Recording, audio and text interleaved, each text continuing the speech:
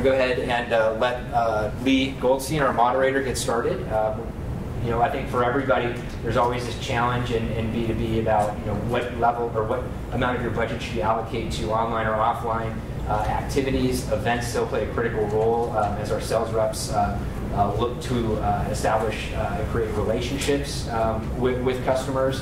It's always great to have that face time. You can't replicate that in the digital realm, and so there are certainly ways that you can make those events productive elements and pieces of your marketing program. And so that's what Lee and our panel are here to talk to us about today. Okay, we're going to get started. We'll kind of just go ahead and introduce ourselves and kind of who we are, what we do, what companies we work for. I'm Lee Goldstein with the Arizona Technology Council. I'm the Managing Director of Programs and Events. How many of you are familiar with the Tech Council, members of the Tech Council, been to a Tech Council event? Okay, good. Pretty much everybody. That saves me time from talking. But we're a not-for-profit trade association. We're pretty much a chamber of commerce in a sense for technology companies. We do over 150 events a year, pretty much. And they range from networking events monthly, lunch and learns, weekly, to major events, expos, awards programs. We do them all throughout the Valley. We also have an office in Tucson, and we do lunch and learns, after 5 networking events down there. And we're starting to do more major events down there as the year goes on, business expos and stuff like that. So we stay pretty busy with events. We don't sell people's products. We put them in touch with people who they can sell their products to. So that's where we are. We connect people with other people, kind of thing. So I'm going to work as the moderator today. I'm going to let everybody introduce themselves. If you could take 3 to 5, 5 to 7 minutes just to introduce yourself, introduce your company, kind of what your expertise is in terms of events. Debbie, we'll start with you. Wow. Hi, I'm Debbie Caron. I'm with Transwest Network Solutions. Transwest Network Solutions is a voice and data integrator. We have been in the Valley for 32 years now. I started with them 30 years ago, so it's been great to see how the technology has changed and how we're able to really help clients change their businesses. So it's been very exciting 30 years. As I started, my background is not in marketing. I started in sales, thinking that going into marketing was going to be the easiest thing I ever did. Very different from sales. But it's been a lot of fun. My expertise has become really rebranding the company, branding us from a telephone company into a voice and data solutions provider. And it's been a lot of fun. We do what I think for a mid-sized company, a lot of events, not what Lee does every year, I'm sorry to say, but we have monthly lunch and learns which are extremely successful. We attend a great deal of trade shows. We have what we call our tent event once a year where we invite the entire community in to see what we're doing and see what our vendors are doing. So it's quite a lot of fun. This year it is October 17th, and it is the Tech Consoles after 5 that day, so it's great participation. I like to be really creative in what I do, so as we discuss this further, you'll find that some of the things I do to capture an audience and bring people into our offices and also to our booths might be a little different than what you've experienced in the past. So I look forward to telling you all about it. Great. My name is Jill Soth. I'm with Avnet. I don't know how many of you are familiar with Avnet. We're a big player here in the Valley. Al will correct me if I'm wrong on this one, but I believe we are, or Michelle, I believe we are the largest employer who has their headquarters here in Arizona. You are? Yeah? No? Publicly traded. Publicly traded. Publicly traded. 18, 20,000 employees internationally, 80 different countries. Michelle's giving me the nod, Al. You can come up here. The company historian. Yeah, exactly. I've worked for Avnet for 17 and a half years. Great company to work for. Started out in training and started doing events, and that's where I ended up with doing events. I run the events team for corporate and for our TS division group. We do between 60 and 90 events a year, everything from sporting events to leadership, annual leadership events. We do trainings and incentive events. We do trainings for our customers. So a real broad variety of events throughout the year. I've got a team of 6.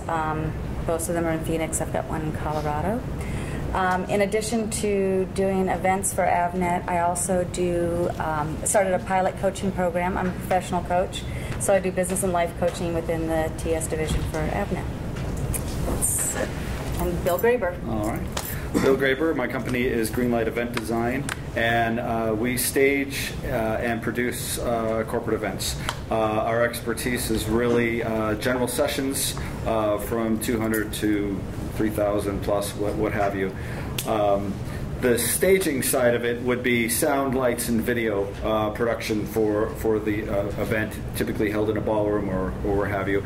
And then the production side of it is maybe the scenic and the look and feel of the room and how that adapts to your theme and tone of the event. So we look at your space, figure out how much, based on your audience size and the room size, how much audio should be in there, how big the screen should be, and then we use whatever budget money is left over to determine lighting and the look and feel of your room. So, and we'll CAD that out on a document and coordinate with the hotel. And then once we do that, then we show up on site and implement the event. So that's your operators and audio technicians, et cetera, et cetera. So that's what I've been doing. I have started when I was 19, so I've got like 29 years of experience in the business.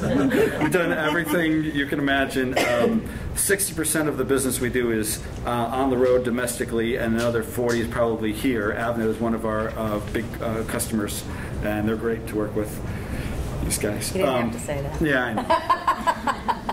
You're so close. No, they are a great company to work with. And then we do some international events, maybe 2 or 3 international events a year. So it keeps us on our toes. And then right now it's kind of exciting because it's exciting and scary because the technology is changing, and the events, I think, are changing.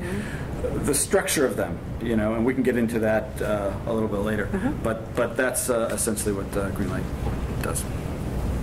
Okay, thank you. Well, we want to keep this kind of interactive. So what we do is we have our canned questions here to keep things moving. We want you guys to all ask questions too. So what we'll do is we'll throw out questions to the panel. Each of the panelists will kind of answer, give their own spin on it, their expertise on that. They'll add that. Another panelist wants to add on that too. But if you have a question, we'll pretend we're in grade school. Just raise your hand, ask a question. We'll keep it going, keep you guys involved, because you'll tell us what you want to hear about kind of things. So kind of first question, how many of you here are in sales? Okay, so I think all of us in some form or another do sales. Whether you're in marketing, whether you're in event planning, you're still doing some sales. So first question I'm going to throw out to Debbie is, how do you use events to secure leads for your company, for your salespeople?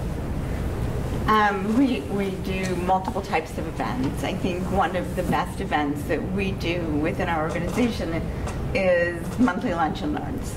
They're very inexpensive to hold. It's very important that what you promise in the invitation, you deliver, most importantly. So when we have an event, say I have someone coming in to talk about video conferencing, they are only allowed to talk about that vertical market. They're not allowed in any way to speak about their product, because there's LifeSize, there's Polycom, there's a gazillion times. So we want them to know exactly what's going on in their marketplace. We have fun with it though.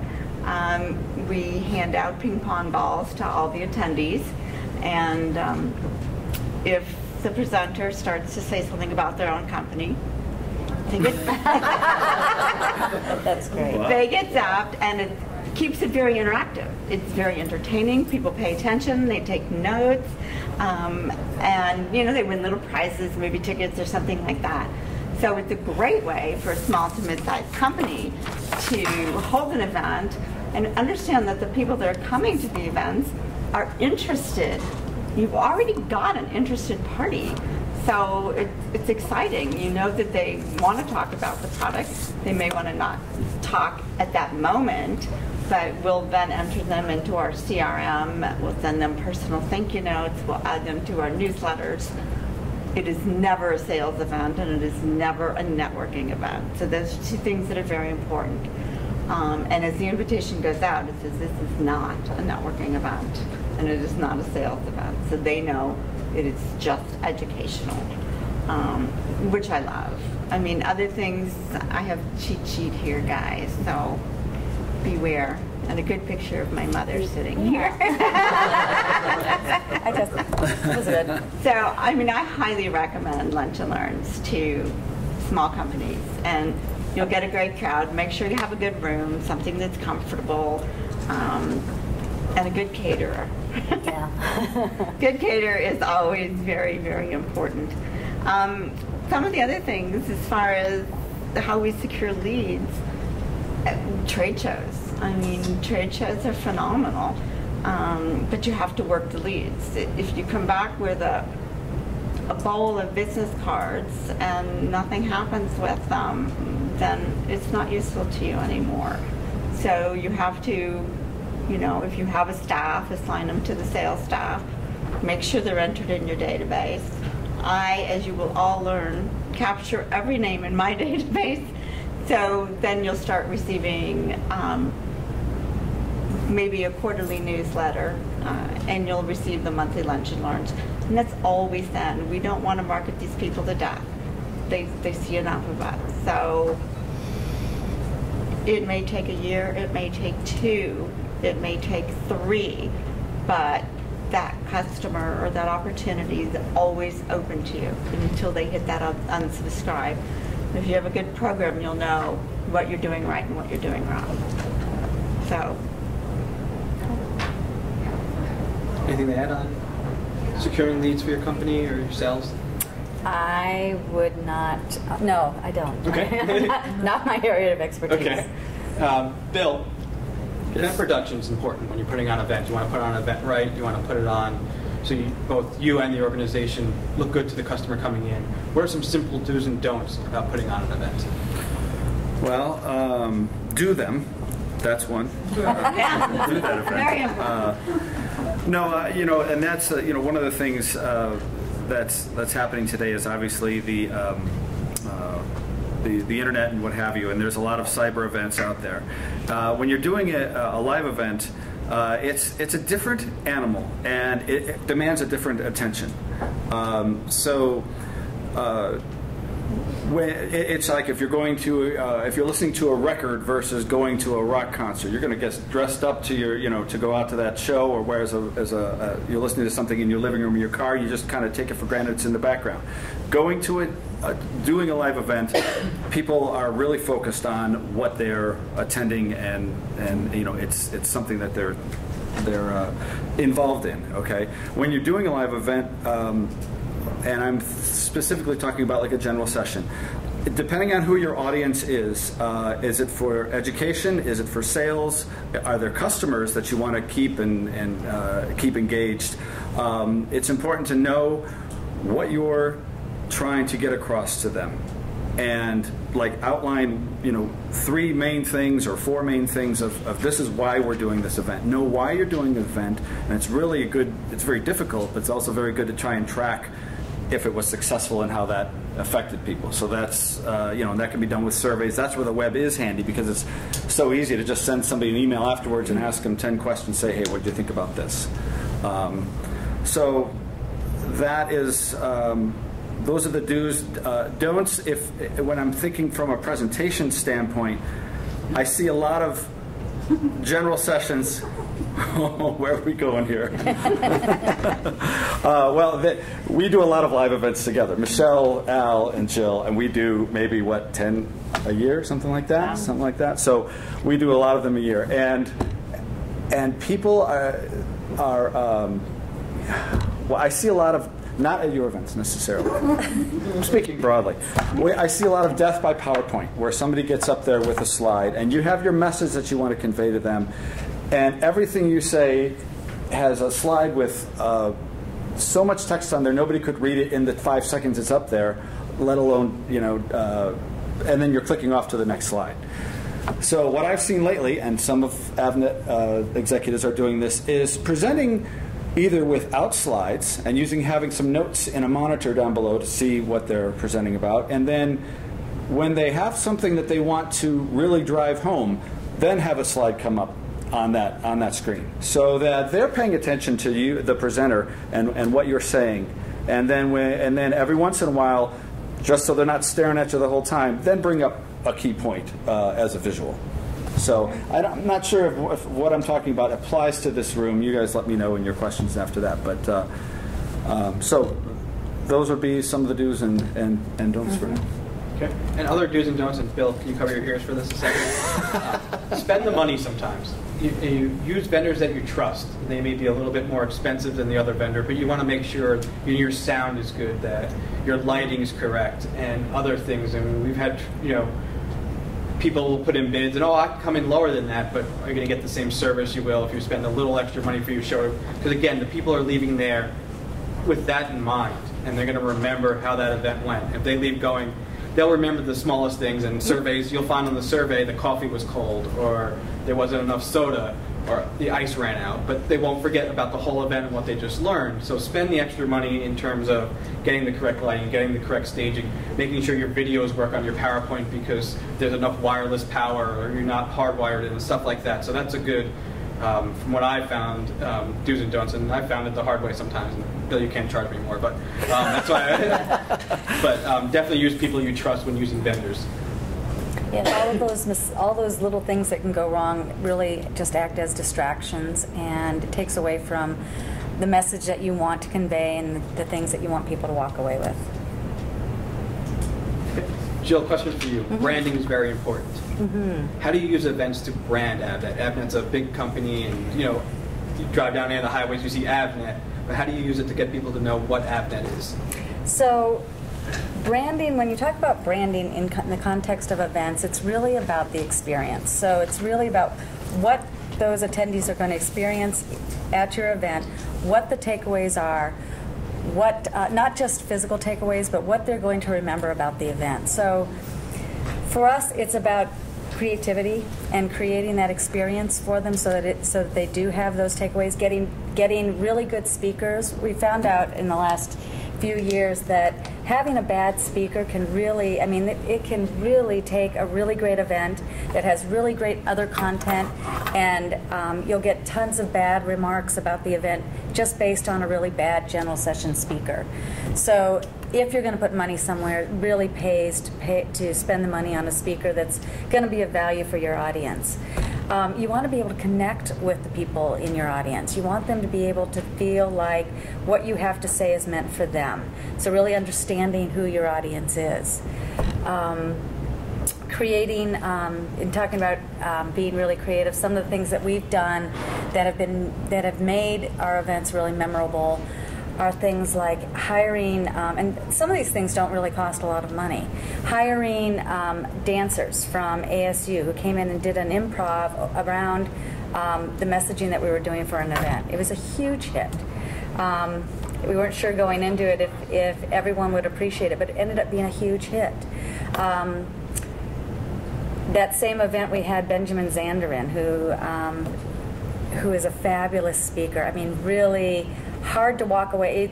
Some people don't care for his message, some people really love his message, but whether you do or don't, you're going to walk away really remembering that event and remembering him and the message that he had to convey. So I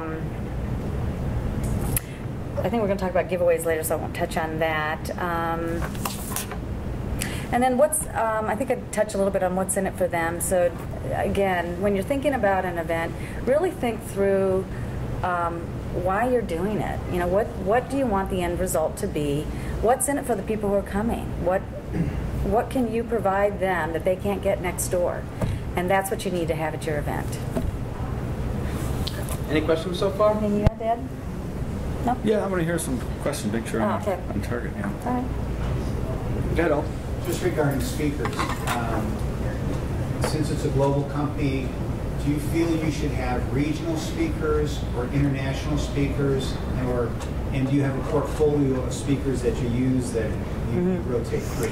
So it depends on the event. Every event is different. So the look, feel, experience of each event is going to be different depending on the region that we're having it in, who's attending. So if we were going to have an international, if we were going to bring people in from all over the world, then we would have an international speaker.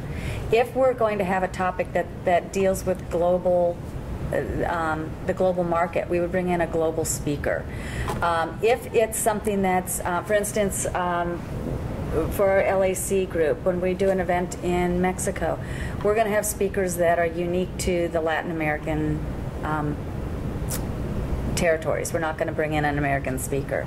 So yeah, we put a lot of thought into what we're delivering and how we want to deliver it and who's going to deliver it. And because we want someone who's going to be able to connect with the audience, make sense for them. It doesn't do us any good to have a speaker who doesn't have a point of reference for the audience and can't create that connection. Just to follow up with that, since it's global, do you partner at all with Thunderbird at all? I mean, I know the Tech Council had Karen Walsh as an event. Do you use them as a resource for faculty? You know, I don't know that we've ever used the Thunderbirds as a resource. Some of the speakers we've had have been, some of the ones that stand out, Ginny Ramadi from IBM was fabulous, over the top, incredible. Ann Rhodes from JetBlue was a really great speaker. So kind of looking at other companies in not necessarily the same industry as us, but maybe in a distribution, who has a distribution model. Cardinal Health was another one that I think was very successful. We had a speaker from Cardinal Health.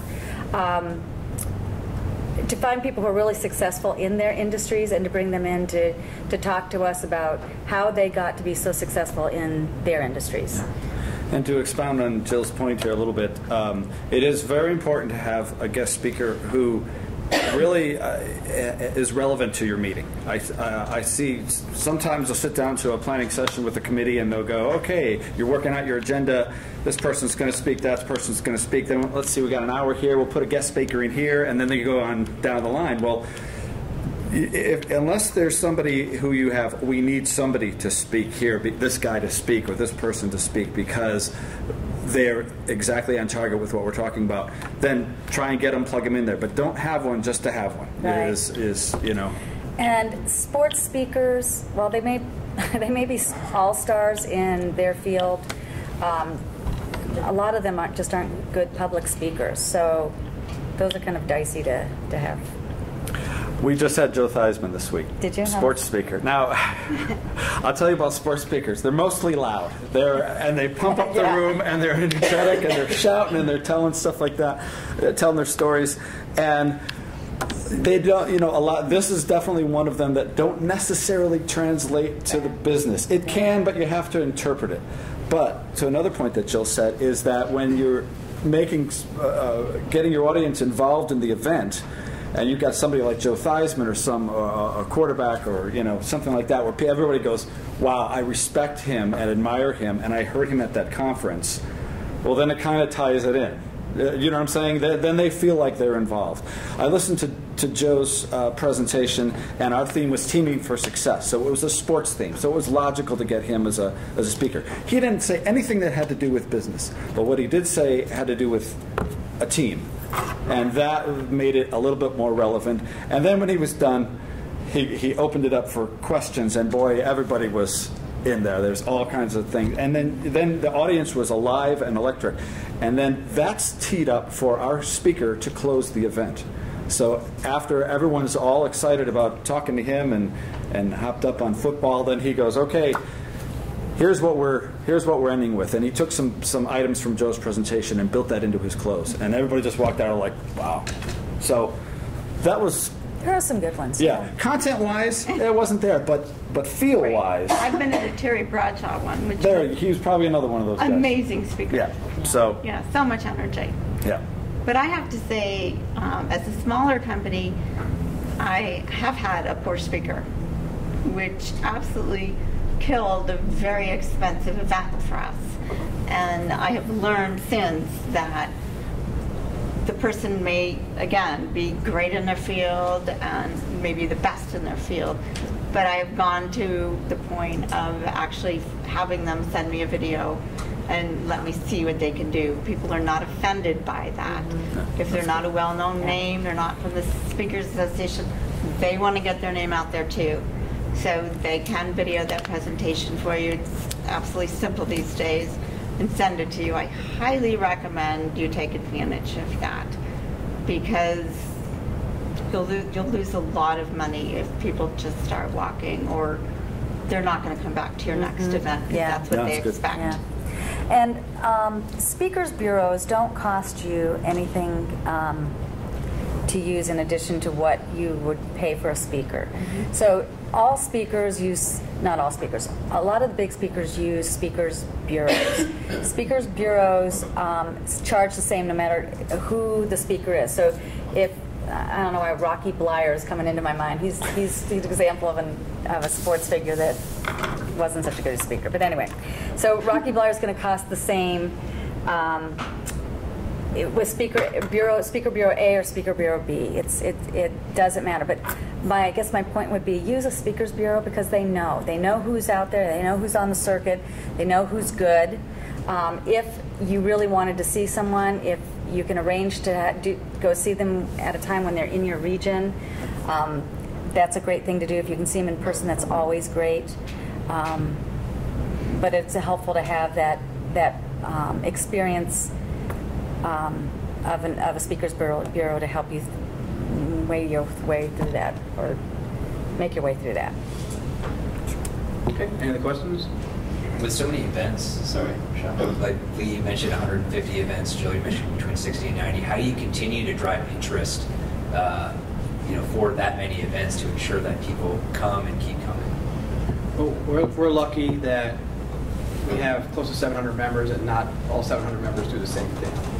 So we team up with the BMA to do the Marketing Technology Summit, and what we try to do is team up with a lot of different organizations, because they could bring in other people that are not members of the council, and so it's new sales leads for us, for our sales people. Plus, it also brings different people to our events and then finds out about our events. So we're constantly using that to build our own internal list. So no two events are the same. The networking events are always a networking event. It's always drinks and food, but we do it at different members' organization each time. So one week we'll be at this week.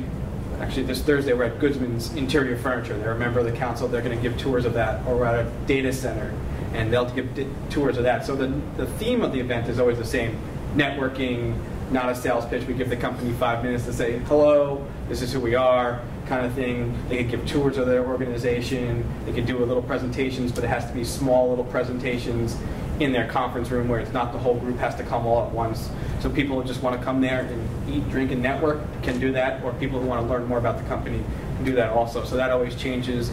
Our lunch and learns, it's always a different topic. Just like Debbie's, it's can't be a sales pitch, but you're the expert in the room. Or of course, after speaking about paper, they're going to come to you after and say, oh, I want to learn more about paper, kind of thing. So, and our member companies host those. So they provide the topic, they provide the program, we do the marketing for that.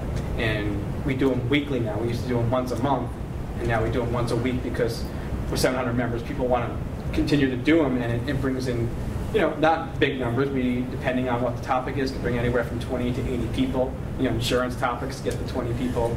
You mentioned social media, you got 80 people in the room. Kind of thing like that. So that kind of helps drive in different people to different events. We see a lot of the same faces, and that's good because they're there, they're taking advantage of their membership, they're learning about different things.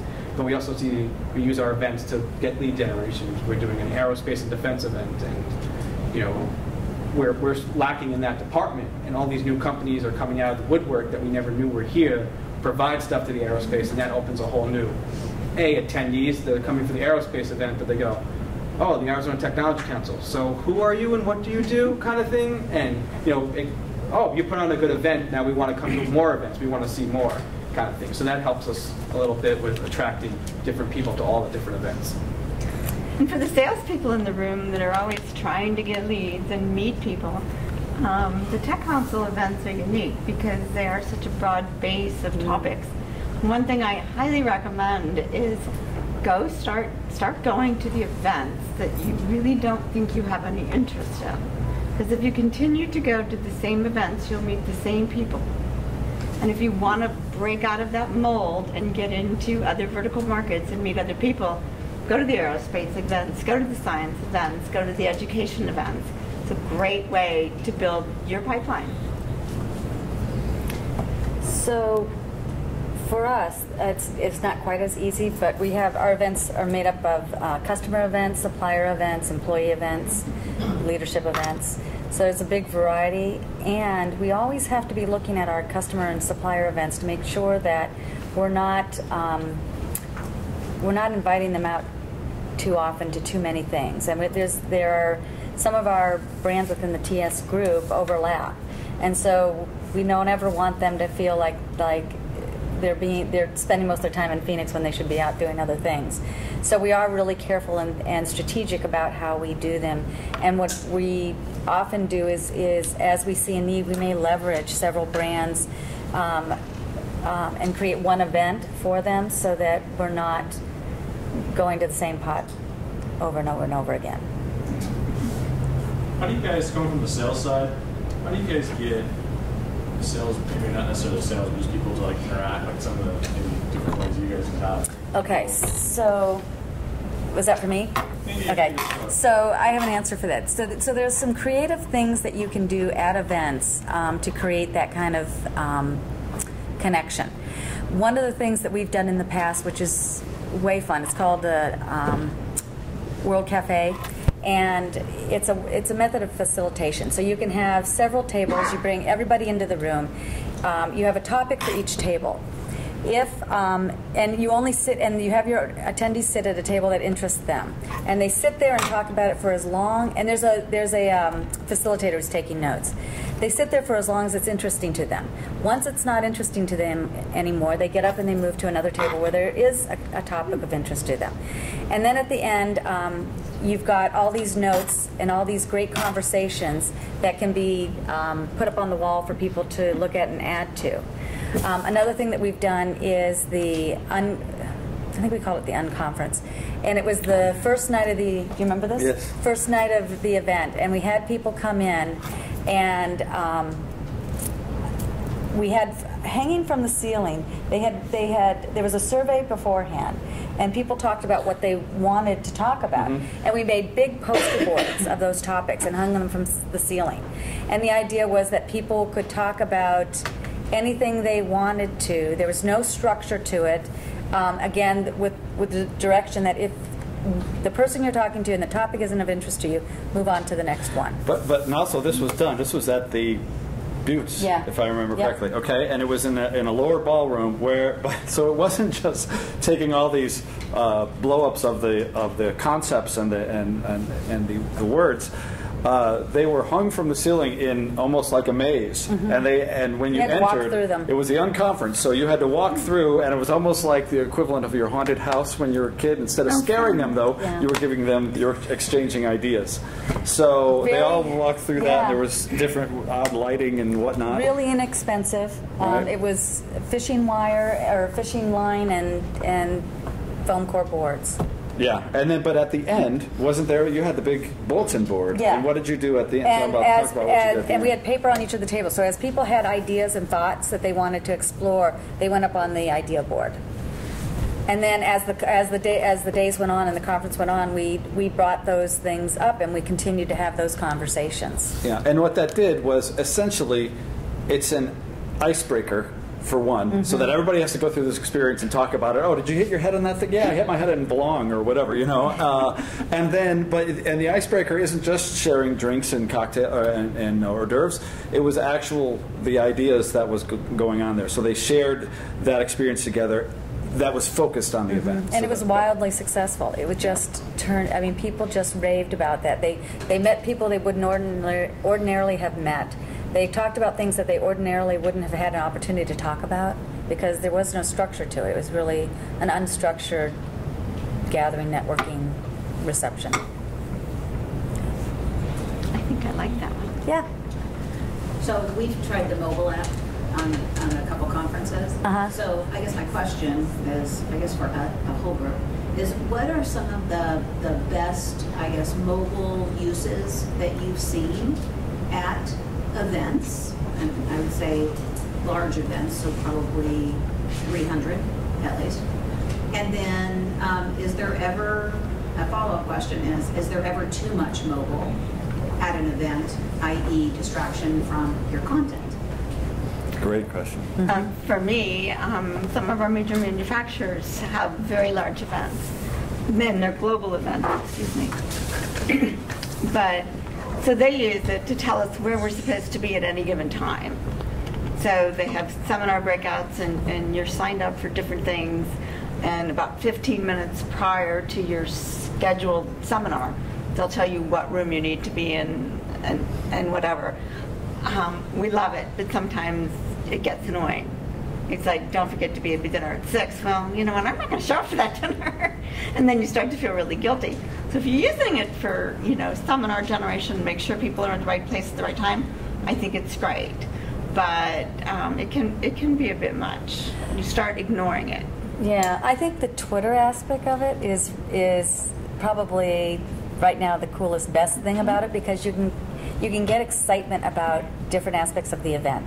So if you've got a speaker that people are really enjoying, you can tweet about them and say, you know, the speaker's causing a lot of talk. You've got him; it's a must see. They'll be there from 8 to 9 and room B. So Twitter, being able to get away from all the paper agendas has been huge for us too. It really cuts expenses on events, and it's easy to update. So when you have those last minute changes, which we always do, it's easy to update and get people the most current information. The other thing too is people are going to be on their phones anyway. Yeah. And if they're going to be emailing friends, messaging, what have you, and if they're at the conference and you're providing something that for them to go to that's focused on your event, they're going to be there anyway. Might as well be on your stuff. So some of the ways I've seen the mobile apps used is, obviously that's a great one, is the schedule and the updates. It's huge for everybody to know where to go. The Twitter thing is great too, and we've actually, I've done some events where they take it a further level, where your presenter or the next general session, they go, hey, the top 5 Twitter comments of yesterday, and they'll give awards to them. They'll put them up on the screen, they talk about them a little bit, and they give, hey, come in and get your iPad or what have you. We've done some other mobile things that were fun, where at the opening general session, we just did this in Nashville a few months ago. Opening general session, we're playing music for walk-in. There's music as you walk into the room. And on the screens, the artist was up there, and they let you vote on what song you wanted next. They gave you a couple of choices. Hey, what do you want to hear next? And everybody voted. Like that. And you could actually see that updating on the screens. And then we'd play the song that had the most votes. Done another event where they had a QR scavenger hunt, QR code scavenger hunt, where you'd hide things around and everybody had to go scan it, and then you not just find it, but answer a question. Maybe something that happened at today's general session. So you not only had to find it, you had to put in your knowledge of the product or of something that happened. So that was a lot of fun. So can it be used too much? Yeah, it can. Of course, everything can be used in excess. But the way I look at it is, if they're going to be on their phones anyway, give them something that has to do with your event. So. Yeah, we've done, the Twitter thing's been really successful for us, just with our following, our Facebook pages, different things like that. At our governor's event, we put up big screen TVs around our expo showcase and put the live Twitter feed up there, and give out the hashtag in the beginning of the event saying, hey, if you're going to tweet about it, use this hashtag, and it'll come up on the screen. People love to see their names on things. People like to see that. So they'll stand by the screen and look for their tweet to come up and different things like that. We've done the QR code thing, trying to get people to all the booths and win this, but sometimes people, just don't care. It's not worth it to them. People love free stuff. You can put your logo on, rubber dog poop and put it at your booth, and people will. They will. Well, they love free stuff, but they don't want to work for it. Yeah. You know, to have to go around and scan everything to enter to win, some people just go, you know what, it's just not worth it for me. So make things easy in terms of that. So if it's just a QR code you scan once and enter your name to win, some things like that we've done before have been successful, but it's don't make people work too much. Well, It's you kind could of- also upgrade the dog poop to something with a little more incentive. They like Yeah, it. They like the. They like You know, the it was just an dog. example. I didn't want to use widget. You know, I feel like that's we use that one. But any kind of giveaway, we'll say at the booth. I've had a lot of fun getting people into the booth, and I brought my trusty little lock here as one of the examples. As people register, I'm usually at the registration, and we hand out a code to them. It's like, go to booth, 120 and try your luck at the lock, and people love it. And there's usually an iPad or something that they really want, $500 or whatever. And obviously there's always one winner, which we announce at the end. But the codes are words, and it's kind of fun, and everybody comes up and it's really fun. So people will come up and hope that they have the winning code. And boy, when there's the winner, it's crazy. It's pandemonium. Yeah. We should pass it around. Yeah, it's just a fun idea. People love it. Some events you get the attendees list in advance, which is really nice. So you can easily send them their personal code to come to the booth and try. Otherwise, you stand at registration and hand out little cards with their lucky code on it. That is just cool. I don't know if you can see, but it's got different words on it. I mean, it's got all different kinds of letters. You can make all kinds of different words on it. Yeah. So and the lock comes with all the words you can make on it. So That is so it cool. makes it very handy, and people really like it. They stand around your booth waiting to see, so they're being educated. They're talking to people, and they're working a little bit for that one.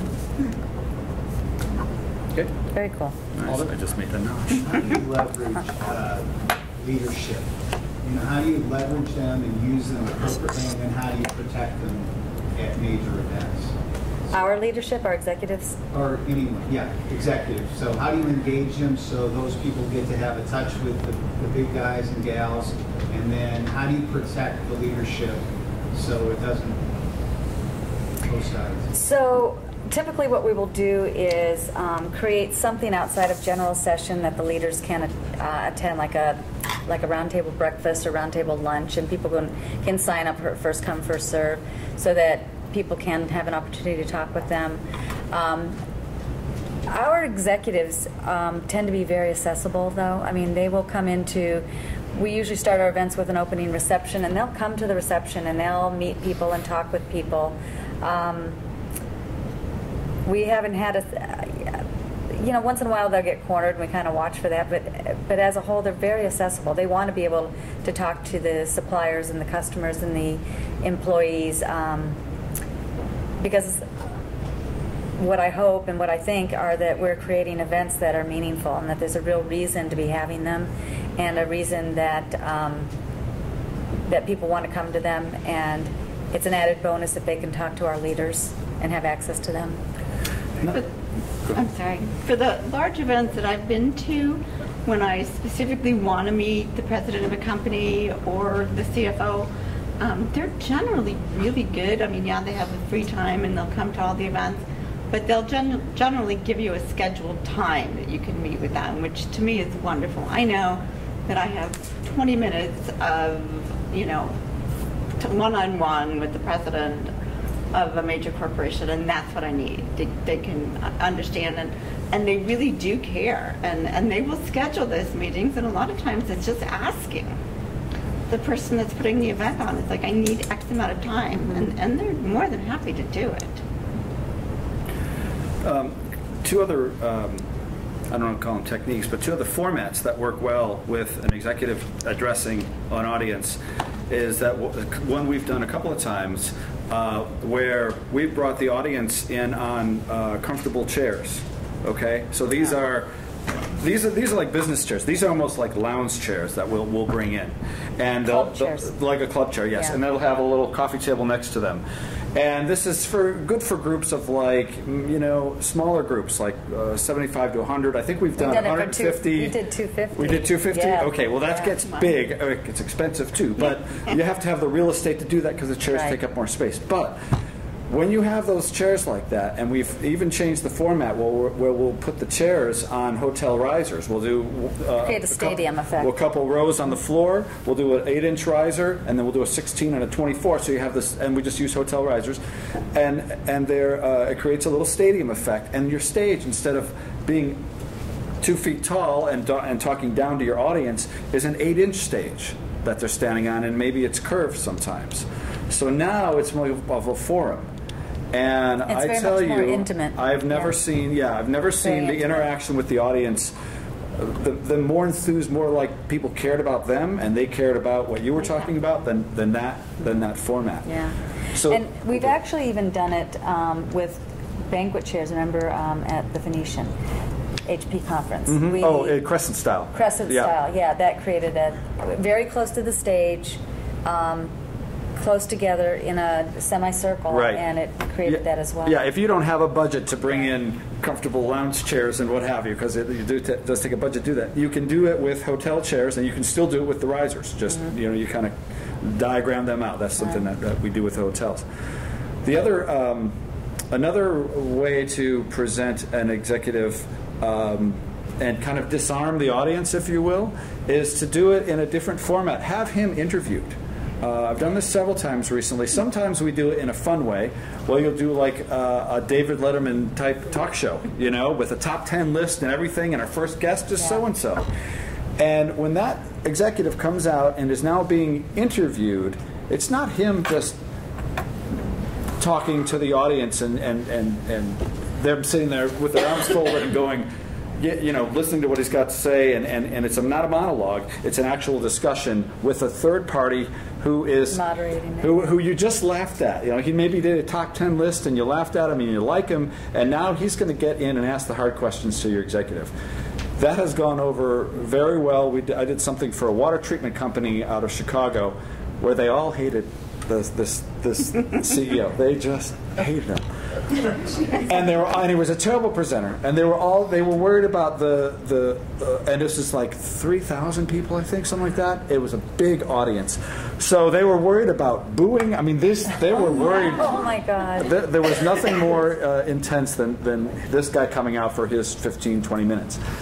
So we did it in the talk show format. We actually used Mark Cortez, who's a local comedian. Yeah, this was also in Nashville, actually, or Dallas, I think. And he did a top 10 list. He had the audience laughing, and then he said, "All right, here's our first guest. Love him or hate him, here he is. Your CEO." This guy comes out, sits in a chair. Sometimes we'll do it with a band. We'll get a local band to actually do the walk-ons and things like that. You can also do it with just a playback unit, like a iTunes or what have you. It doesn't have to be fancy, any type of level. But when that guy sits in the chair and this guy asks him questions that the audience is waiting to hear, he'll respond, and your host knows enough about the company. He does a couple of advanced meetings, so you download that information to him. And then once he answers the question, then he'll ask something that kind of will throw him off guard. The executive really knows what's coming, you know what I mean? But he asks it in a way that, hey, what about this? Everybody wants to know, you guys want to know about this? Yeah. And now it just totally disarms that audience from that folded arm stance to, wow, this was not only fun, I like that guy for putting himself on the spot, and taking a few jabs from the guy. So those are a couple of ways. And Q&A at the end of a general session is really big too. If you can allow time for Q&A and people can ask questions of the executives, that's always a good way for them to be able to interact. Yeah, and that's great. And then bring it back to your mobile concept. We're doing some Q&As with iPads or ARS systems, audience response systems, where during the event anybody can ask their question, and backstage somebody has a computer and those are coming up, and when you go to do your Q&A with the audience, some of them are a little nervous to open that up to the audience and ask questions. They don't want to be put on the spot. But so when you open this up for a Twitter feed or this audience response system, you can kind of go, okay, this is good, this is good. You can kind of weed out the questions that you don't want, and kind of control that. We used to do it in the old days analog with note cards. Remember that? You fill out the note cards and you collect them? Yeah. So that's a fun way to use the mobile apps.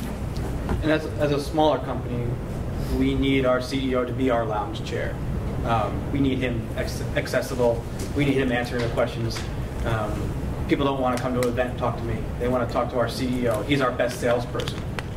He's going to talk to the company. And when they're talking to him, they feel like they're getting the best information. If he's pitching it, it's got to be better than that. So we make him the MC of the events if we can. We make him make sure if we're doing a networking after that, he's there for the whole networking portion. And we push him towards people, or people will come and find us, not because they want to talk to us, because they want to meet our CEO, and we bring them to the CEO and say, hey, do the introduction, leave him there, and kind of go get the next person to bring him. So we need to use him as much as we can, make him as accessible. He is the face of the organization. And he for the small loves company. to be the face and of the organization. Thank you for saying it, so I don't have to say it. He loves We're on it. video. Sorry, Steve. Yes, he likes to be out in center, and that's good for us. So we could hide in the background and make sure that he is answering the questions, because a lot of times he can answer the questions that we can't. And again, when it's you want to meet the CEO, you want to meet the star player on the sports team, you don't want to meet the guy who's bringing out the water bottle. So we use our CEO as much as he can. He is our executive team. The other thing is our board of directors is we use them a lot. 4 times a year, we do a networking event after our board of directors meetings, because our board of directors do not come out to our networking events. As much as we want to say, oh yeah, come out to our networking events, you're going to see Joe from Intel and Steve from Avnet. You're not going to see them out at our average after 5 events. So 4 times a year we do our VIP networking events, which is the one October 17th, is where our board, all they have to do is go from the conference room and grab a drink after. No more going to a different place. It makes it easy. They're out there. It attracts more people because they want to meet the executive more so than they want to meet us, kind of thing. So those are kind of things we've done to integrate our executives into our events. Any other questions? Okay. Question for Bill. What are some of the new things that you've seen, arise recently in terms of new event gadgets, techniques, things to get people engaged, things that you're just starting to see people adopt and try? What I alluded to when I first introduced myself was that the event industry is changing, and both technology, and I think because of the technology, because we're all so interconnected, it's more of an audience. It's not a cut and dry stage audience event. It's everybody's getting together and exchange of ideas, and everybody can be heard via Twitter. So I don't know if I can answer. I'm not sure if I'm going to answer this from the first part of your question, but from a technology standpoint, we're up on. The technology is changing where, the VGA cable that's in your computer that you used to hook up to a projector, they don't make those anymore. They don't make TVs that don't even have those anymore. You can adapt them down and downgrade them to more, but I'm sidetracking here, but it's amazing that's changing. I just did an event where the guest speaker came up. I wasn't responsible for this, but the guest speaker came up and he had one of those cards, and we had a whole new HD system with like a 60-foot screen and what have you. And the technicians are like, yeah, we can't get that into our system. I'm like, are you kidding me? That's how quickly the technology is changing, or how definitive. And it's like VHS to DVD to Blu-ray to whatever. Who has a VHS player anymore? Nobody. And that's what's happening with the VGA right now, which is with that. So restate that question. I think I got off on a technology. To understand, what are the things that you're bringing, ideas that you're bringing that you just haven't seen people do yet? I mean, what is the next, if you were to plan an event and get Jill to, buy off on something really unique and different, what is that idea that that's starting to gain some recognition out in the industry? Oh boy. I don't know if there's anything specific to that. We all kind of get together and collaborate. We you know do. what I'm saying? I don't dream up this thing that I'm going to sell them on. What typically happens is I'm exposed to it all the time. So I'm at meetings and I'll sit there and go, boy, I wish wouldn't do it like this. You know, or that didn't go over very well. I see a better way to do that. I keep that in the back of our mind, and then when we sit down to actually start talking about the event itself, she'll come up with something, and I'll go, oh wait, what about this? Why don't we do this? And that's how that unconference style came. You know, it's a collaboration. Yeah, so it's a combination of us coming to Bill. We get an idea. Like, wouldn't it be cool if we could do a wall of monitors? Like, just instead of having a screen, let's just do a solid wall of monitors. And we come to Bill, and he kind of like, yeah, I think we can do that. And then we did it, and it was really cool. So.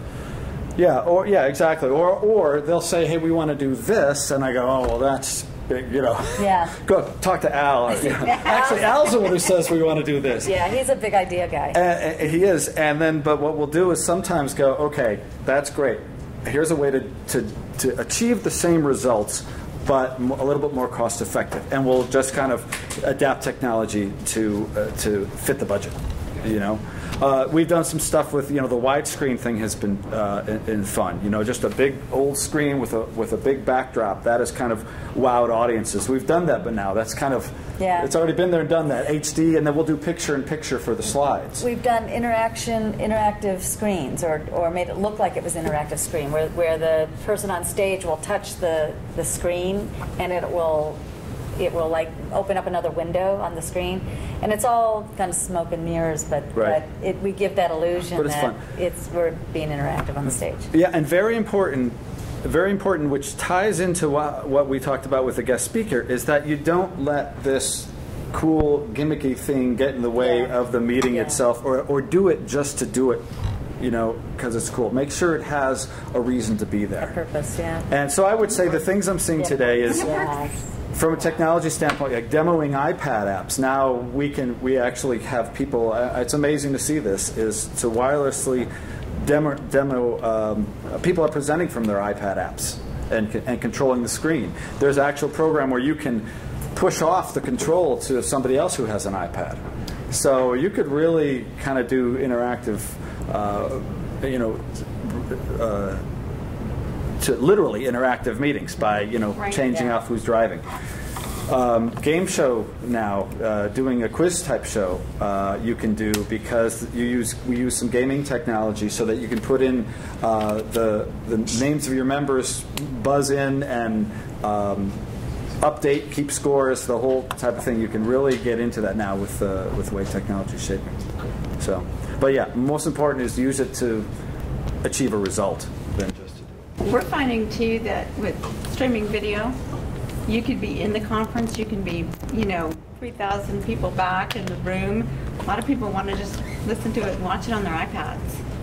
So they feel, you know, bad thing, but true. They get it, you know, they feel like they're more part of it because it's right here instead of there on a large screen. Yeah, it's an option. It's an option, but. Don't want to go overboard. You don't want to go there yet? Got mouth to feed. Okay, we've got about 5 minutes left. We'll take a couple more questions from the audience. Sheila? Debbie, so you just mentioned that you do a lot of trade shows. Do you have your salespeople go to those trade shows, and how do you arm them for success? I make them work so hard. Be careful, Chris. We do a lot of, you know, different things. They roll their eyes at me. They have a whole system where you have certain goals that you're trying to achieve in terms of leads, and so as opposed to the event logistics, let's talk about how do you make a trade show be a lead generator, a really good place. Absolutely, and again, you know, we do silly things. So one of the best trade shows we did was last year. We had a speaker. It was in a public forum, and we had a speaker in a breakout session. The main speaker was at the same time, so I'm thinking, what am I going to do here, right? I figured maybe I'd get, you know, 20 people in the room. So I had the attendee list. I sent out a notice that said, we're going to give away a free iPad. If you come to this meeting, we're going to include breakfast. We know it's the same time as the keynote speaker, so obviously it's your option. We got it was so full that the fire department had to shut down the room. Oh my goodness. We had 350 people in there. And what we did to benefit us was, as each person walked in, they got an 8.5 and 11 sheet of paper for their name, their address, their company name, phone number, email address, all the information we needed. Their goal when they got in that room was to listen to the speaker, write down everything that they learned. For each thing that they learned, which may have just been the speaker's name. I mean, everybody had their own idea of what they learned. They would get raffle tickets, and the raffle tickets were put in, and we ended up giving away a bunch of iPads, and people had a blast. We took those sheets back from them. We scanned them in our servers. We wanted the people to have their notes, and then we emailed their notes back to them so they would have them. I would say within 2 months, we had a $100,000 sale. Well, did it pay for it? Absolutely, it paid for it. Wasn't a big deal, but it was so much fun, and people were, trying to write down what city the speaker came from. I mean, anything just to have something in there. So they were very, very involved, and at the same time, very engaged. And at the same time, I got 300 names, addresses, phone numbers, and email addresses. And now they're invited to all of our different events. And what was the topic that made them choose that as opposed to the unified communications and collaboration. So it was fun, and again, we made the speaker try and be as agnostic as she could. It was a little harder, but seeing this was more of a fun event. Because of the topic or the speaker? That your speaker was I think probably, truthfully, I think 50% of those people were in the room for the topic, and the other 50% were in there for the iPad. And you're hoping to convert them. and we're willing to convert them, exactly. And she did a fabulous job. So we collect names in all sorts of ways, and I do have some fun to get attention at the booth. I mean, that's something that we always do. If we're doing a medical show, my team shows up in scrubs, and stethoscopes, and people are like, what are you guys doing? They always want to know. This is another one of my problems. We hand out these little pens with our name on them, and you probably can't see them well because this one happens to be dried up, but they look like there's blood in them, and they're little syringes. And the nice thing is, when you do giveaways, I highly recommend you do giveaways that they don't want to just take 10 of and take home to their kids. You want something they're going to use. So if I get a bunch of nurses and assisted living homes, they're not going to take a syringe home to their grandchildren or their kids. It's always going to be on their desk. It always has our name. Same with these pads. People will remember us, and that goes back to a branding thing. We give these pads out every year. Whoever thought that people would come back and go, oh, I need more. I only have like 4 pages left on mine from last year.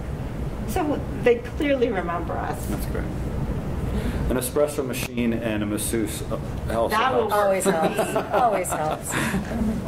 I was at a show, I think it was a technology, where they had actually hired someone that was doing electronic caricatures. Oh, interesting. It was phenomenal, the response. I'll get you the name if you like. That's really cool, yeah. It was really cool. It took about 5 minutes for each caricature.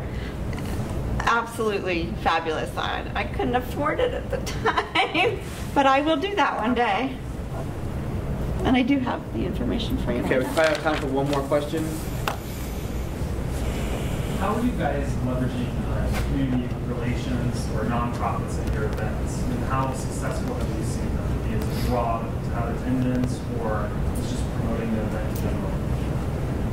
I'm sorry, I didn't hear the question. How do you use nonprofits to help draw attention to your event and bring people to your events? Correct? Yeah.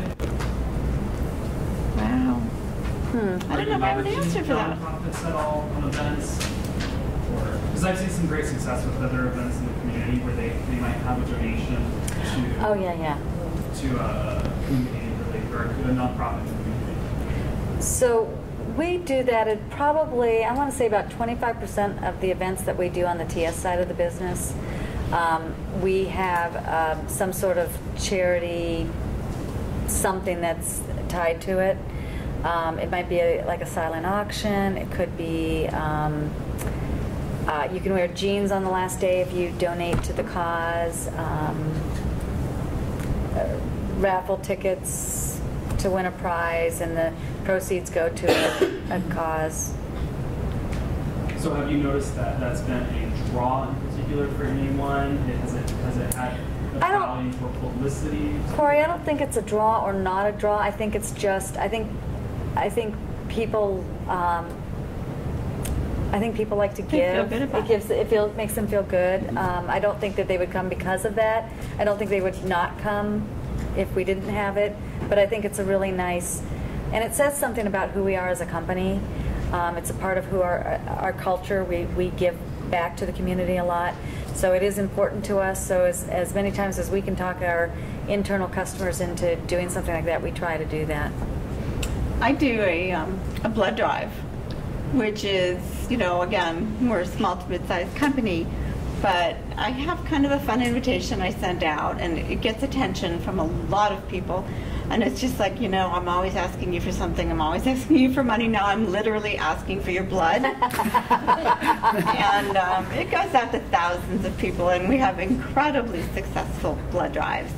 And anything that you do within the community, whether it's associated with an event or not, is just very much needed and appreciated. Blood drives work better than the kidney drives. Yeah. We don't take any kidneys out of it. But I will take their blood. Any other questions? One last one. What about postmortems? How do you gather the feedback so it's, to the next event and get all the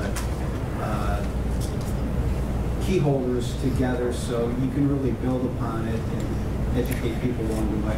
Well, I know, there's two things. For the people who attend, we always do a survey, and we take what their recommendations very seriously. If we can improve an event, we want to, and they're experiencing it, so they have firsthand knowledge about what they felt went right or wrong. And then secondly, we do a debrief with the team that put the event together, always. And we'll do things like we'll review the survey. We each have our own perspective of what went right and what did go right, so that we can continue to create better and better events. All right. Well, we heard that giveaways are important. So, yeah. Let me give you a couple observations. Thank you. You guys did a great job. Somebody asked a question about community relations. There were two activities that our company did where it was a team building event, and we built bikes.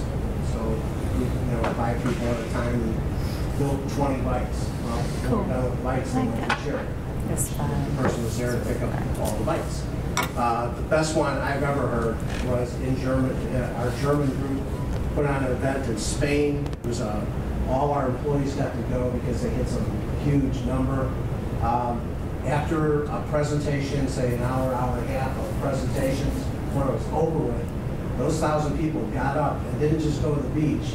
They went out and they planted 7,500 trees. Biggest group of people, biggest ever in the history of Spain, planted all these trees. And because they're really big in sustainability, and this went along with their whole culture. So products and so that was pretty impressive what they did. And somebody asked another question about what executives can do. The cleverest thing I ever heard was, okay, say you have a 2 or 3 day meeting, which these usually are, for these leadership events. The owner of the company I was working for at the time would have a list of all 150 people there. And every night he'd come back and check off who he saw. And then at the end of the week, or end of the meeting, he'd go, I still got to talk to these 20 people. And he'd go around and listen and go, okay. And he made sure, he felt like if people came that far, he wanted to make sure at least talk to them for a couple minutes.